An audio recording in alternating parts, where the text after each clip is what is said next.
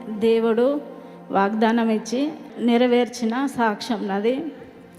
నా పేరు అరుణ. మమ్మీ వరంగల్ నుండి వచ్చిన. నేను 2022లో కడుపులో నొస్తుందని హాస్పిటల్కి వెళ్ళిన మమ్మీ.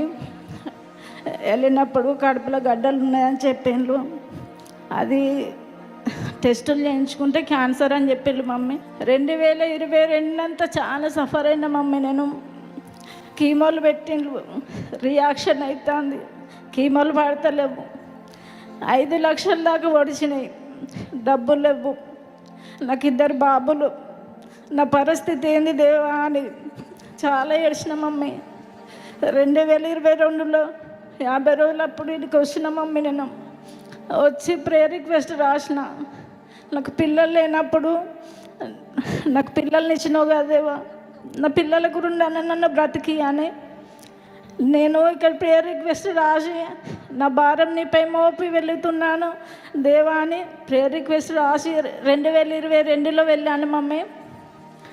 జనవరి వరకు చాలా సఫర్ అయిన మమ్మీ. 2023లో రాలే, 2024లో వచ్చిన. మళ్ళా లాస్ట్ ఇయర్ వచ్చిన మమ్మీ. వచ్చి అప్పుడు కూడా మళ్ళీ సంవత్సరం హాస్పిటల్కి వెళ్తున్న దేవా. చేతులు అయితే ఎత్తేసిండ్లు డాక్టర్లు, నీవు తప్ప ఎవ్వరు లేరు.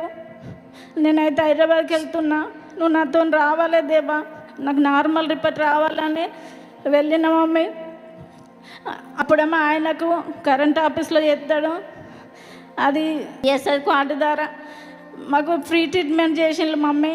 ₹1 ఖర్చు కాలేదు, నార్మల్ రిపోర్ట్ వచ్చింది మమ్మీ. నాకు గట్టిగా చప్పట్లు కొడుతూ స్తోత్రం చెప్తాం. ఎన్ని సంవత్సరాలు బాధపడ్డారమ్మా? 2022 అంతా బాధపడ్డా సార్. బాధపడ్డారు. మళ్ళీ నేను ఇక డబ్బులు లేక వెళ్ళలే. 2025 వరకు నేను వెళ్ళలే హాస్పిటల్కు. అమ్మా డబ్బులు లేక వెళ్ళలే. 2025లో మా ఆయనకు కార్డు శాంక్షన్ అయినాకనే వెళ్తాను దేవా అని వెళ్ళిన. వెళ్ళినప్పుడు హైదరాబాద్ మళ్ళా రెడ్డి హాస్పిటల్లో సర్జరీ అయింది. నార్మల్ రిపోర్ట్ వచ్చింది. ఇక మీదట నీకు ఏ ట్రీట్మెంట్ అవసరం లేదని చెప్పిండ్రు. గట్టిగా చప్పట్లు కొడుతూ స్తోత్రం చెప్తాం. ఈ క్యాన్సర్ నుంచి విడుదల ఇచ్చిన దేవునికి మహిమ కలుగును గాక. వాళ్ళతోని నాకు క్యాన్సర్ అని వచ్చింది కదా మేడం, మరి ఇప్పుడు లేదంటాను. లేదంటే ఆ రోజు ఉన్నది అన్నది ఎంత నిజమో ఈ రోజు లేదన్నది అంత నిజం అని చెప్పి గట్టిగా చప్పట్లు కొడదాం.